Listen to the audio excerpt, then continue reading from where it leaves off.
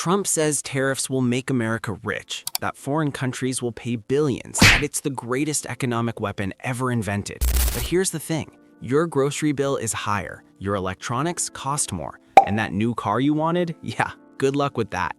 So let me ask you something. If tariffs are supposed to punish other countries, why does it feel like you're the one getting punished?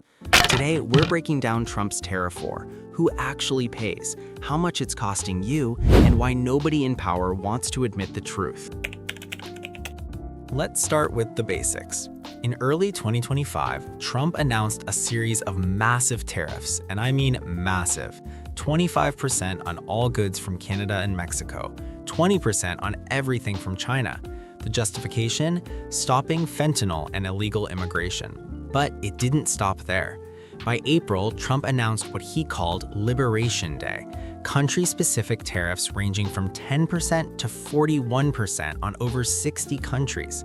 Canada got hit with 35% tariffs, Brazil and India 50%, and the list just kept growing. The average US tariff rate jumped from around 10% to over 23%. To put that in perspective, that's the highest tariff rate since 1934. We're talking Great Depression levels of tariffs. And before you ask, yes, this is unprecedented. This is the first time a US president has used emergency powers under IEEPA to impose tariffs. Trump literally declared a national emergency to justify these taxes. Now, you might be thinking, okay, but if Trump says China and Mexico will pay for it, maybe they will? Yeah. Here's how tariffs actually work, and this is dead simple.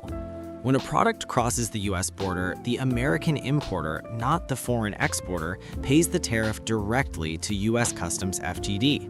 Let me repeat that because it's important. American companies pay the tariff, not China, not Mexico, not Canada. It's literally a tax on American businesses importing goods. But wait, you say, can't foreign companies just lower their prices to absorb the tariff? In theory, yes. In practice, not really. Studies found nearly complete pass-through of the 2018-2019 tariffs, with US tariffs almost entirely borne by US firms and consumers, Tax Foundation. For example, when Trump put tariffs on steel, prices initially rose 100%. A year later, some foreign exporters dropped their prices slightly, but Americans were still paying way more than before the tariffs. And here's the kicker. Economists found that a $1 increase in tariffs on solar panels increased the final retail price by $1.34, Tax Foundation. That's not pass-through, that's overshifting. Companies don't just pass the tariff cost to you, they mark it up even more because they can. So when Trump says China is paying billions, what he really means is American importers are paying billions to the US government and then charging you more to make up for it. But how much more are we talking? Let's talk numbers. Real numbers that affect real people. The 2025 tariffs are expected to raise consumer prices by 2.3% in the short run, equivalent to an average loss of $3,800 per household. That's not a typo, $3,800. And that's average. If you're in a lower income household, your annual loss is about $1,700. But it gets worse. The pain isn't evenly distributed. Apparel prices are up 17%. Food prices rose 2.8%. That's equivalent to a year's worth of grocery inflation happening in just a few months. Electronics are up 5.7%, household appliances up 3.9%, furniture up 3.1%. That new TV you wanted, more expensive. New couch, more expensive. Your kids' back-to-school clothes, you guessed it. And cars, oh man, cars are a disaster. Vehicle prices could rise by as much as 11.4% on average because of auto tariffs. But here's what really grinds my gears. The additional tariff revenue amounts to approximately $1,600 per household annually that consumers pay in tariff-induced higher prices. So the government gets $1,600 from you in tariff revenue, but you're paying $3,800 total in higher prices. Where does that extra $2,200 go? Straight into corporate profits and inefficiencies created by disrupted supply chains. You're getting robbed twice, once by the government, once by corporations. Okay, you might say, prices are higher. That sucks. But at least it's protecting American jobs, right? Yeah, about that. Real GDP growth is 0.5 percentage points lower because of tariffs. The unemployment rate is 0.3 percentage points higher. That's 490,000 fewer jobs by the end of 2025. Wait, I thought tariffs were supposed to create jobs. Here's why they don't. When you make imports more expensive, you make everything that uses those imports more expensive too. Goldman Sachs estimates inflation could rise 1 to 1.5% this year, with effects concentrated in the middle quarters. And inflation? That's the Fed's problem now. Except the Fed is stuck. They want to cut rates to help the economy grow, but tariffs are pushing inflation up. So they can't cut rates without risking more inflation, but they can't raise rates without killing economic growth. The Fed is caught in a trap created by tariff policy. Meanwhile, other countries are retaliating. China slapped tariffs on U.S. energy and agricultural products. Canada and the EU are threatening massive retaliation. American farmers getting crushed, can't sell soybeans to China anymore because of retaliatory tariffs. American manufacturers paying more for imported parts while also losing export markets. It's a lose-lose-lose situation. Unless you're a tariff lawyer or a lobbyist, in which case business is booming. Now here's where it gets interesting, because even the courts are like, wait, can you actually do this? In May 2025, the Court of International Trade declared Trump's executive orders implementing the fentanyl and reciprocal tariffs invalid as contrary to law and permanently enjoined them. The courts basically said, you can't just declare a national emergency and impose whatever tariffs you want. But here's the thing, an appeals court temporarily halted that order, allowing tariff collections to continue as the case goes through court. So you're still paying higher prices while lawyers argue about whether this is even legal. Meanwhile, Trump keeps negotiating framework deals with different countries. Countries like Vietnam, Philippines, Indonesia, South Korea, UK, EU, and Japan got reduced tariff rates through bilateral negotiations.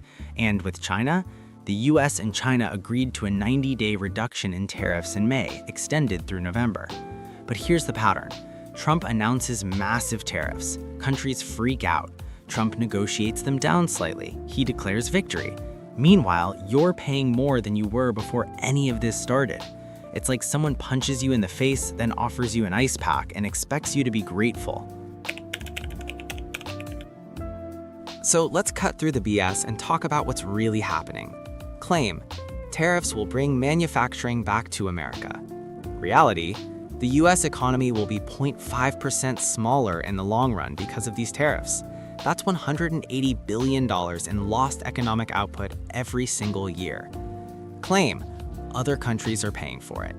Reality: studies confirm near complete pass-through to US import prices, with tariffs almost entirely borne by US firms and consumers. Claim: it'll reduce the trade deficit. Reality: trade deficits are about savings and investment patterns, not tariffs. You can't tariff your way to a trade surplus without fundamentally changing how Americans save and spend. Here's the uncomfortable truth. Tariffs are a tax, a big, regressive tax that hits lower-income families hardest. The tariff burden on households in the bottom 10% of income is more than 3 times that of the top 10%. Poor people spend a bigger percentage of their income on goods, so when tariffs make goods more expensive, poor people get hit the hardest. It's literally a tax that targets the people who can least afford it. But it gets even more cynical. The tariffs raised about $200 billion in government revenue in 2025. You know what that's paying for? Offsetting large increases in federal debt from huge tax cuts for wealthy Americans. So let me get this straight. We raise taxes on the poor and middle class through tariffs to pay for tax cuts for the rich? That's not America first, that's rich people first. Here's where we are right now. The Supreme Court is hearing the case on Trump's tariff authority. Initial oral arguments show justices appear skeptical about the president's authority to impose such sweeping levies. But even if the courts strike them down, you've already paid higher prices for months. That money isn't coming back. Business surveys show that as firms believe tariffs will last longer, they plan to pass along a greater share of costs to consumers, from 1/3 earlier in the year to 1/2 by August 2025. The longer this goes on, the more you pay. And here's the real kicker. Even if Trump removes all the tariffs tomorrow, supply chains don't just snap back into place. Companies have spent billions reorganizing their supply chains. They're not going to reorganize them again just because policy changed. Some of these higher prices, they're permanent. So let's bring this home with some dead simple truths. Truth number 1, you pay the tariffs, not China, not Mexico, you. Truth number 2, you're paying about $3,800 more per year on average because of these tariffs. Truth number 3, this isn't creating jobs, it's costing them. 500,000 fewer jobs by the end of 2025. Truth number 4, the people who can least afford it are getting hit the hardest. Truth number 5, even if this all goes away, some of the damage is permanent. Trump says tariff is the most beautiful word in the dictionary, but from where I'm sitting, the most beautiful word would be honesty. Be honest about who pays. Be honest about what it costs. Be honest about who benefits. Because right now, the only people winning this trade war are lawyers, lobbyists, and corporations marking up prices while blaming tariffs. Just watching our purchasing power disappear while politicians claim victory. This is dead simple. We break down complex topics without the BS.